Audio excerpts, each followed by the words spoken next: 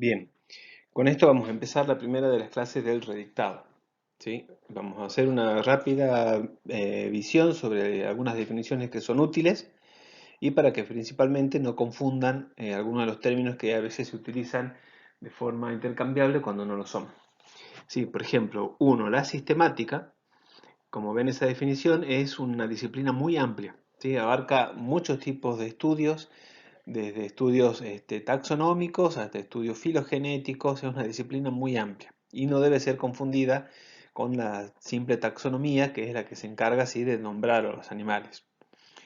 La clasificación es una herramienta de la sistemática, es una manera que tenemos nosotros como seres humanos de comprender mejor las cosas si las ordenamos en algunos grupos o en clases.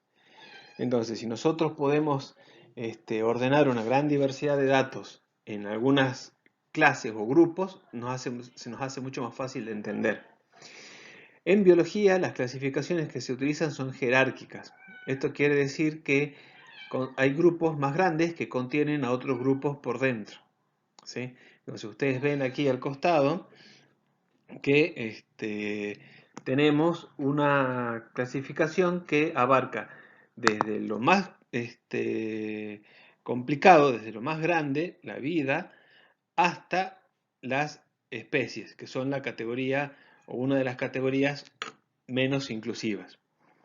Eso significa una clasificación jerárquica, es decir, dentro de un filum hay clases, y dentro de esas clases hay otros grupos menores que son órdenes, y dentro de esos órdenes familias y así.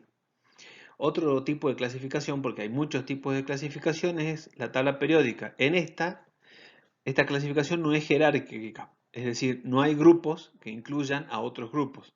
Los grupos están separados por sus características, las características atómicas y demás, pero no incluyen a otros grupos. La taxonomía es cómo se practica y cómo se lleva a cabo esa clasificación. Es decir, cómo armamos esos grupos y cómo conseguimos darles nombre a esos grupos y ubicarlos de una manera que sea fácilmente entendible.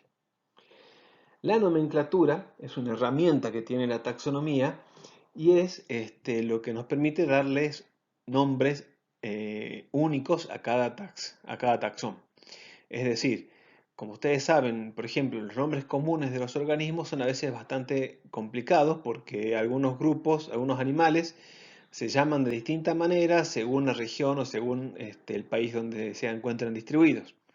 Entonces, para evitar eso y que estemos hablando del mismo animal con dos nombres diferentes, existe la nomenclatura, que consiste en darle un nombre único a cada especie siguiendo una serie de normas y que es aceptado por toda la comunidad científica. Entonces, de esa manera, cuando estamos hablando de un organismo determinado, todos podemos tener la seguridad de que estamos hablando del mismo. Hay códigos y hay reglas que indican de qué manera se deben nominar los organismos. ¿Sí? Tenemos dos grandes organizaciones que se encargan de establecer estas reglas y de dirimir a veces cuestiones problemáticas, que son el Código Internacional de Nomenclatura Zoológica y el Código Internacional de Nomenclatura Botánica, por supuesto para animales y plantas respectivamente. El Código de Nomenclatura Zoológica tiene algunas reglas importantes que vamos a ver, ¿sí? El código regula los nombres de estas categorías, ¿sí? Familias, géneros, especies y marca, esto viene desde hace mucho tiempo, desde la época de Linneo, los nombres que son uninominales, es decir, que tienen un solo nombre, como las familias, los géneros y demás, o las tribus. Las tribus son una categoría particular, no es obligatoria, hay categorías que son obligatorias, la tribu no, pero estos son ejemplos de nombres uninominales, es decir, todas las familias tienen un solo nombre, Félide. Los géneros son uninominales, Anisomorpha, Vultur, ¿sí? Y tenemos luego la nomenclatura binominal para las especies. Como ustedes ya lo saben, las especies se componen de dos partes, el nombre de una especie. El nombre genérico más el nombre específico. Entonces ahí tenemos varios ejemplos de nomenclatura binominal. ¿Sí? el nombre del género se va a mantener invariable en todas las especies del mismo género y lo que va a variar es el nombre específico. Entonces tenemos el cocodrilos nilóticos y habrá otro cocodrilos con otro nombre específico. Lo mismo con este insecto. Sexcutata es el nombre específico, mientras que Cincidela el nombre del género. Habrá otras especies del mismo género que van a compartir el mismo nombre. Eso a nosotros nos da la idea de que todas las especies que están dentro del género Cincidela, por ejemplo, están relacionadas entre sí. También existe la nomenclatura trinominal cuando se habla de subespecies. Esto fue una práctica que durante mucho tiempo fue bastante extendida, pero en los últimos años se ha dejado de usar. Prácticamente no hay demasiadas especies que se denominen como subespecies. Normalmente se las eleva a categoría de especies. En ese caso tenemos tres nombres: el nombre genérico, el nombre específico y el nombre subespecífico. Pero como les decía, es una práctica que se está dejando bastante de lado, así que no se preocupen mucho por ello. Pero de todas maneras, si ven trabajos donde están nominados de esta manera, ya pueden saber a qué se refiere. Hay además una serie de normas que son de mucha ayuda también cuando uno trabaja con taxonomía, y es que de acuerdo a la categoría taxonómica, los nombres tienen sufijos específicos. Es decir, por ejemplo, dentro de una familia, ustedes van a tener, las familias terminaban en ide, elefantide, ¿sí? Van a tener otras terminaciones u otros sufijos de acuerdo a la categoría. Entonces, en la superfamilia terminan en oidea, las familias en ide, las subfamilias en ine, las tribus en ini y las subtribus en ina. Entonces, cuando ustedes, esas sufijos se tienen que respetar. Cuando ustedes encuentran ese nombre, saben que si es elefantini, es una tribu. Ahora vemos otra cosa que es muy importante, que son los árboles filogenéticos o cladogramas.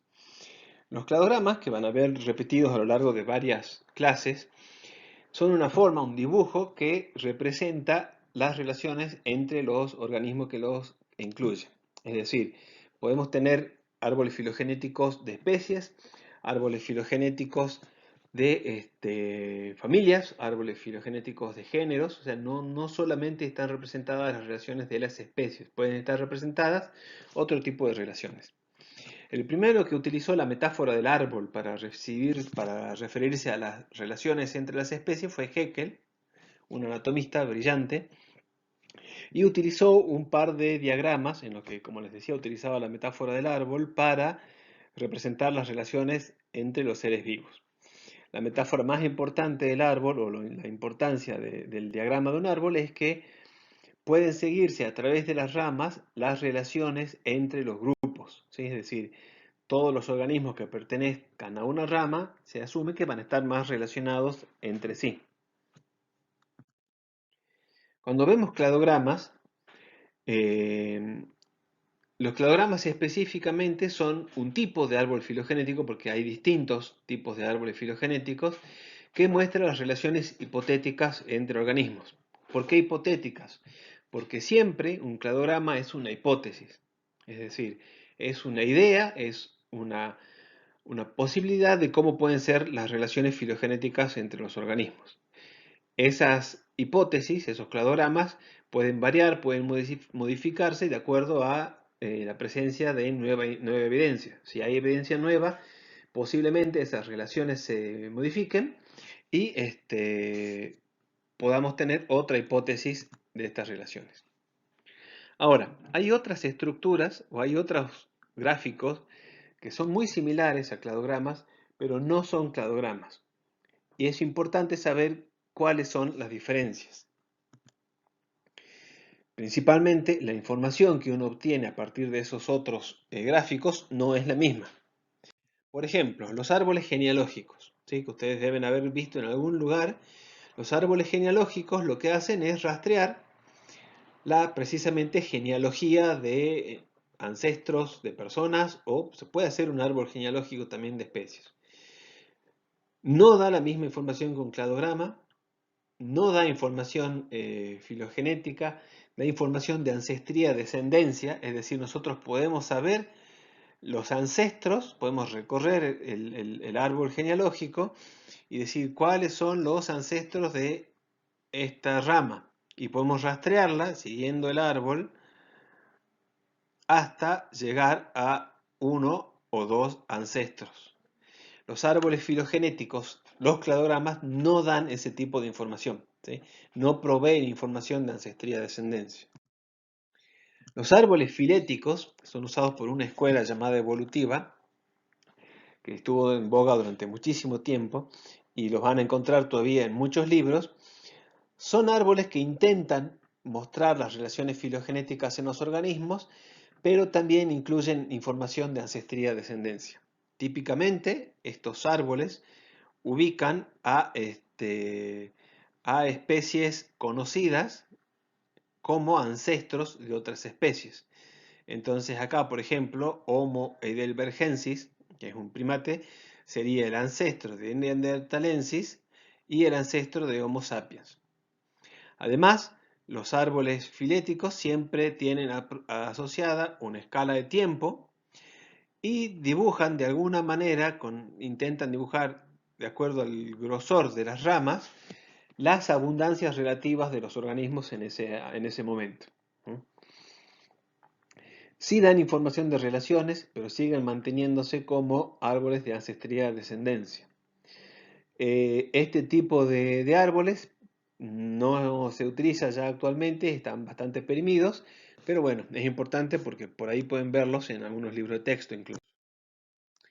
Los fenogramas o árboles de agrupamiento son utilizados por la Escuela de Taxonomía Numérica, siguen utilizándose mucho, principalmente en estudios moleculares, en estudios ecológicos, y la idea de los fenogramas es que no muestran ancestría-descendencia y no muestran tampoco relaciones filogenéticas. Lo que hacen los fenogramas es mostrar relaciones de semejanza.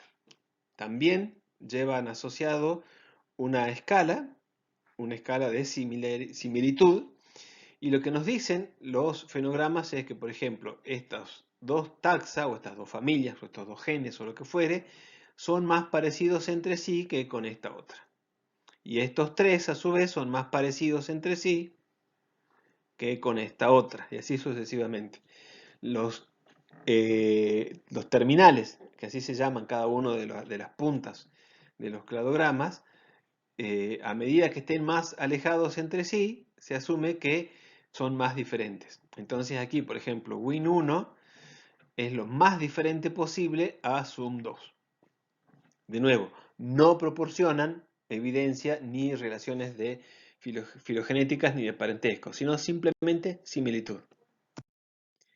Los cladogramas, por otra parte, que bien pueden tener distintas formas, no indican relaciones de ancestría-descendencia. Es decir, ustedes no van a encontrar en los nodos, que son estos que están acá, a especies. Todas las especies son terminales y todas las especies aparecen en la porción más alta del cladograma.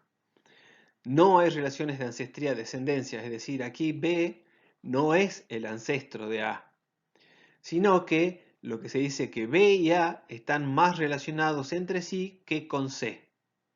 ¿Entienden? Entonces, lo que se establece son relaciones de parentesco. ¿Quiénes están más relacionados entre sí que con otros?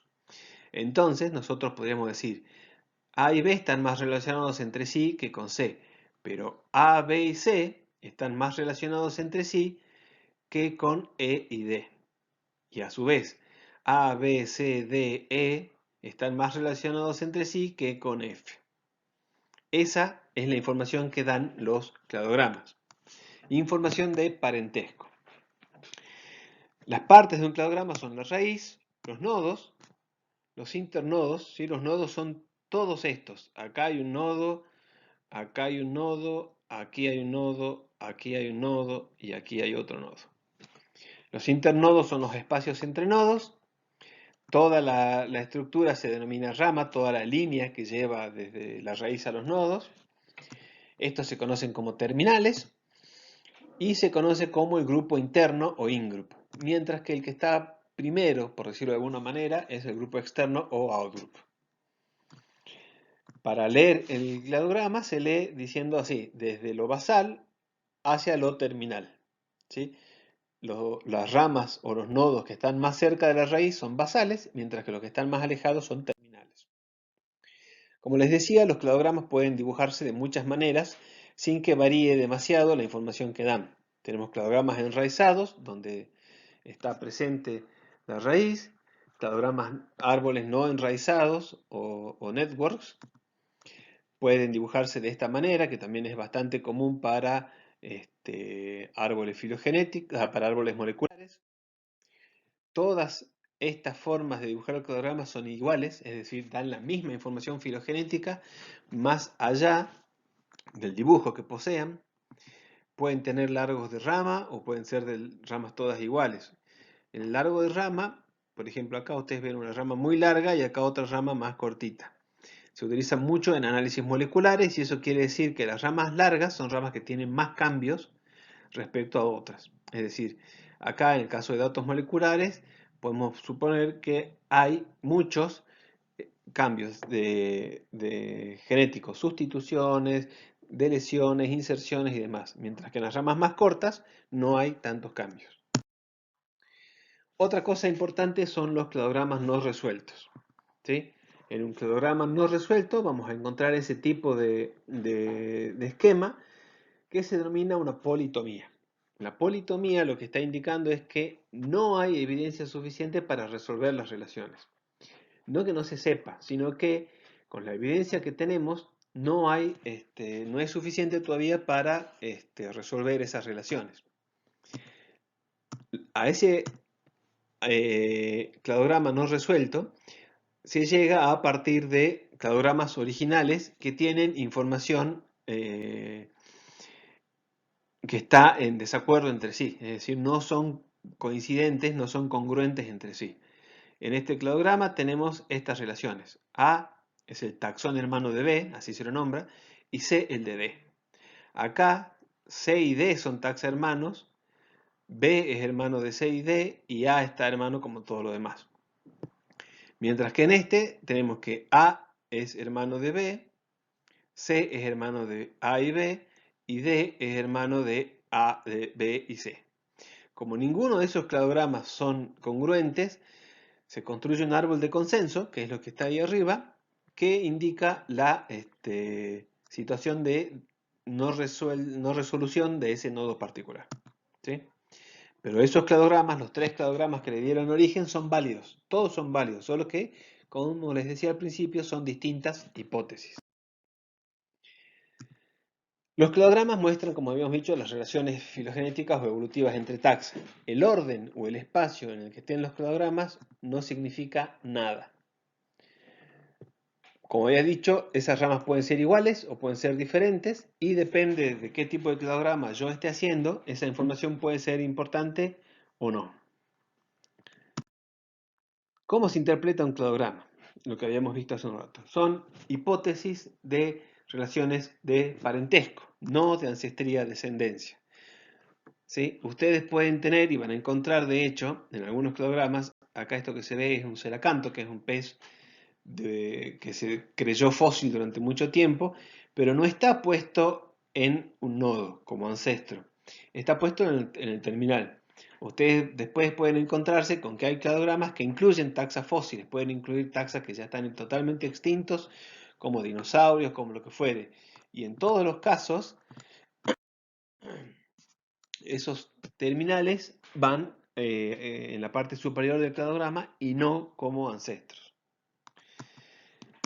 También se pueden girar, es decir, uno puede agarrar y suponer que los nodos son móviles y que yo puedo girar ese nodo raíz o girar los nodos internos de cualquier manera. Y si ustedes se fijan, las relaciones entre los grupos y entre estos terminales en todos esos cladogramas no ha cambiado. Por más de que a primera vista la topología sea muy diferente, las relaciones no han cambiado. Acá yo tengo que C y D son tags hermanos, y acá son tags hermanos, y aquí son tags hermanos, y aquí son tags hermanos, aquí son tags hermanos, aquí también, y aquí también. Es decir, por más que yo giré y moví el cladograma por todos lados, las relaciones se siguen manteniendo de la misma manera. Vamos a ver unas cuantas definiciones que son importantes, ¿sí? Muchas ya las conocen, pero no está mal que las veamos un poco de nuevo. ¿Qué significa homología? La definición clásica de homología es que dos órganos son homólogos cuando son el mismo órgano, aunque tengan funciones diferentes. Es decir, el origen de cada órgano es el mismo. Y los ejemplos típicos son el brazo de los tetrápodos. Por más que se hayan modificado en alas, en brazos o en aletas, son homólogos, ¿sí? La aleta de un tiburón, perdón, la aleta de un pingüino, la aleta de una ballena es homóloga a la aleta, al ala de un ave y al brazo de un mamífero, por ejemplo. Mientras el origen sea el mismo, la estructura es homóloga. Ahora, esa definición de homología era basada en la topología, basada en el origen de la estructura, es decir, si los huesos eran los mismos, por más que estén en situaciones diferentes o formando parte de estructuras en apariencia muy diferentes, era la misma. Con la idea de la teoría de la evolución, se puede dar una definición de homología mucho más acertada y decir que homología es el parecido o similitud que se debe a herencia común, ¿sí?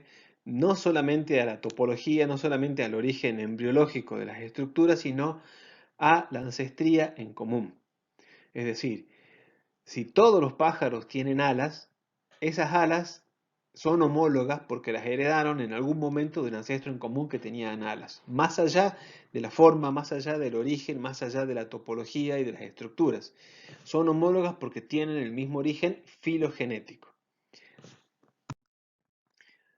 Por el otro lado, una analogía son estructuras que son parecidas, ya sea en forma, ya sea en función, pero que no tienen relación de parentesco.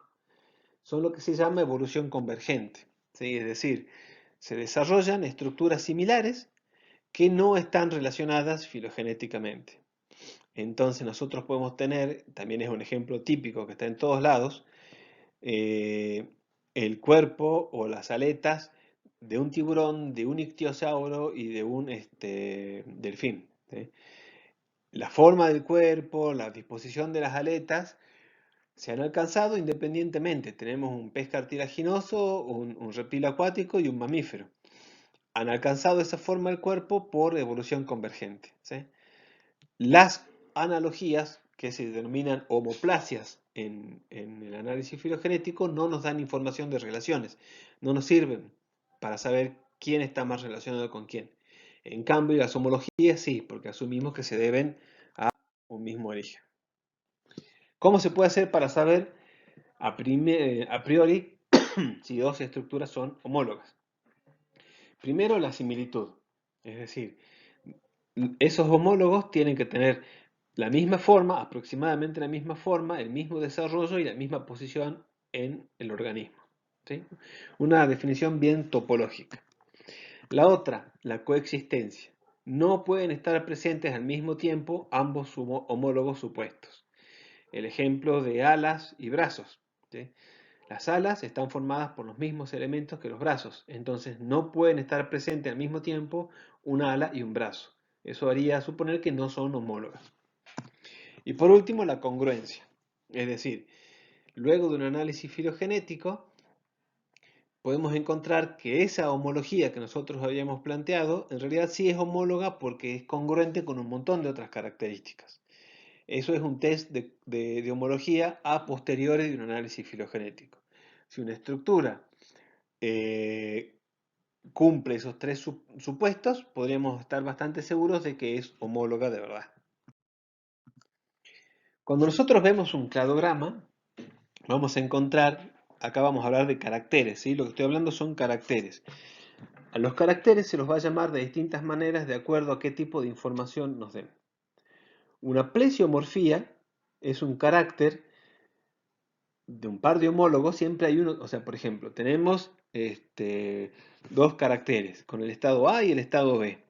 Siempre uno de los dos va a ser el preexistente, es decir, siempre uno de los dos va a haber aparecido primero. El que apareció primero es la plesiomorfía y es el que tienen todos los miembros de un grupo. Por ejemplo, en los vertebrados, todos los miembros de ese grupo tienen columna vertebral. Eso es una plesiomorfía.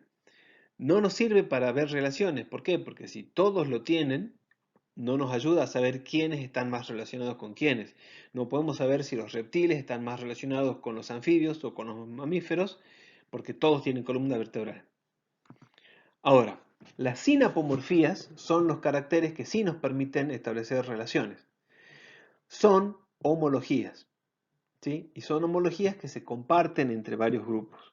Entonces, por ejemplo, volviendo al ejemplo anterior, si yo decía que la plesiomorfía era presencia de notocorda, por ejemplo, para todos los cordados, la sinapomorfía sería acá, por ejemplo, sería la aparición de la columna vertebral. A partir de acá, hacia arriba, E, D, C, B y A, todos van a tener este carácter. Entonces ahí sí eso nos permite decir que de todos los cordados, los que tienen columna vertebral forman un grupo, porque estoy usando ese carácter, esa homología para armarlo. Acá dentro de esto podemos tener otra sinapomorfía que sea presencia de huevo amniota. El huevo amniota es una sinapomorfía del grupo que se llaman los amniotas. Y acá podemos tener otra sinapomorfía que sea presencia de glándulas mamarias y estaría indicando a los mamíferos. Esos tres caracteres sí me permiten ver relaciones de parentesco entre los grupos. ¿Sí? Como les decía, esas sinapomorfías son homologías que se presentan por herencia de un ancestro en común. Un ancestro en común, acá abajo, desarrolló la característica columna vertebral y todos los demás la heredaron a partir de eso. Por último, tenemos otro tipo de carácter que se llaman las autoapomorfías. Las autoapomorfías son caracteres que aparecen solo en un grupo.